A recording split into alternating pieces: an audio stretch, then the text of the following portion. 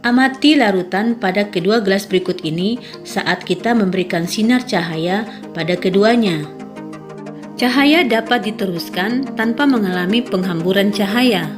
Hal ini disebabkan karena air memiliki partikel yang dapat dilewati oleh cahaya. Nah, bagaimana kalau kita tambahkan sedikit susu? Pada saat kita membuat larutan susu, ternyata cahaya dapat dihamburkan.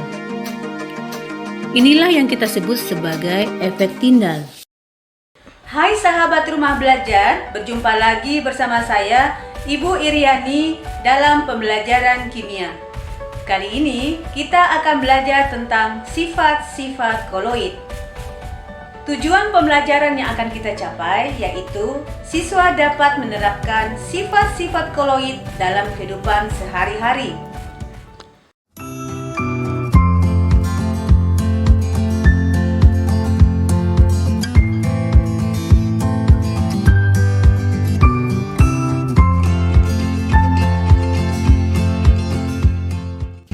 Efek Tyndall adalah efek penghamburan cahaya oleh partikel koloid sehingga tampak lintasan berkas sinar tersebut.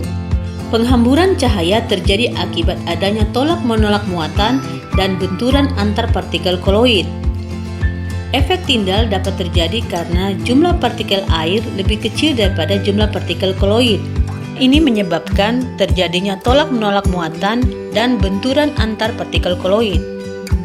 Sifat koloid berikutnya yaitu gerak Brown. Gerak Brown merupakan gerak zigzag atau gerak acak pada koloid. Hal ini disebabkan karena energi kinetik molekul medium pendispersi semakin meningkat dan menghasilkan tumpukan yang kuat. Sifat koloid berikutnya adalah elektroforesis. Elektroforesis merupakan gerakan partikel koloid dalam medan listrik karena koloid bermuatan. Partikel koloid yang bermuatan negatif akan berada pada kutub katoda, sedangkan koloid yang bermuatan positif akan berada pada kutub anoda. Koloid yang bermuatan positif akan bergerak ke arah kutub positif dan koloid negatif akan bergerak ke kutub negatif. Contohnya pada pengecatan pagar besi. Sifat koagulasi. Koagulasi merupakan proses penggumpalan partikel koloid akibat koloid bermuatan. Koagulasi dapat terjadi melalui pembusukan, pemanasan, maupun dengan cara pendinginan dan pengadukan. Sifat koloid pelindung, yaitu partikel zat terdispersi tidak dapat menarik mediumnya atau suka menarik mediumnya, misalnya sol. Contoh, penambahan gelatin pada pembuatan es krim. Sifat koloid selanjutnya yaitu dialisis. Dialisis merupakan pemurnian koloid dari partikel atau ion ataupun molekul pengotor yang mengganggu kestabilan koloid. Sifat koloid selanjutnya yaitu adsorpsi.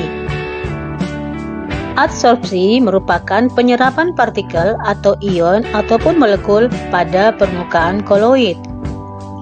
Sahabat rumah belajar, mari menerapkan sifat koloid adsorpsi dalam kehidupan.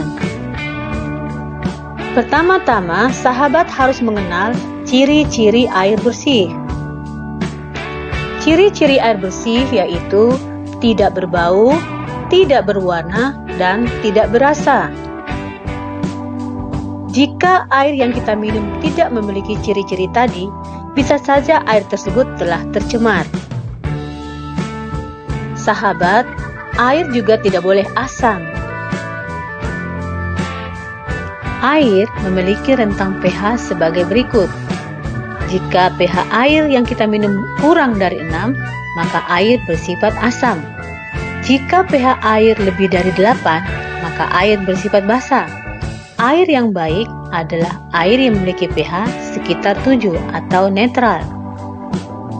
Air yang sehat tidak boleh mengandung logam yang berbahaya. Pada umumnya, air mengandung logam mangan, besi, serta magnesium dan mineral lainnya dalam jumlah yang sedikit. Jika air minum mengandung unsur besi yang tinggi, maka akan menyebabkan karat pada pipa-pipa air. Jika kelebihan unsur mangan dalam air minum maka akan menyebabkan gangguan pernapasan. Sedangkan jika terdapat logam magnesium yang berlebih pada air minum, maka akan menyebabkan gagal ginjal. Sahabat rumah belajar, bagaimana mengolah air kotor menjadi air bersih secara sederhana di rumah? Biasanya kita mengkonsumsi air pegunungan. Teknik penjernihan air pegunungan melalui tahapan koagulasi, flokulasi, sedimentasi, filtrasi, dan desinfeksi sebelum dialirkan ke rumah-rumah penduduk. Pada tahap disinfection, biasanya air minum yang telah melalui tahapan filtrasi ditambahkan kaporit untuk membunuh kuman-kuman yang terkandung di dalam air minum sebelum didistribusikan ke rumah-rumah konsumen. Nah, sahabat rumah belajar, berikut ini adalah contoh rancangan alat penjernihan air sederhana yang bisa kalian lakukan di rumah. Alat dan bahan yang kita butuhkan untuk menyusun proyek penjernihan air adalah kerikil besar, arang batang, ijuk, kerikil halus, kerikil kecil, ijuk, arang batang, serta ijuk kembali. Masing-masing disusun setinggi 5 cm, 8 cm, 10 cm, dan terakhir 5 cm. Sumber air di permukaan dapat dijernihkan dengan memanfaatkan tawas. Ini adalah uji lab bagaimana memanfaatkan tawas untuk penjernihan air. Sahabat rumah belajar, air adalah sumber kehidupan. Maka, mari lestarikan sumber mata air kita.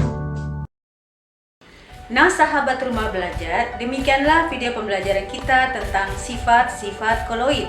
Sampai jumpa pada pembelajaran dengan video-video pembelajaran kimia lainnya.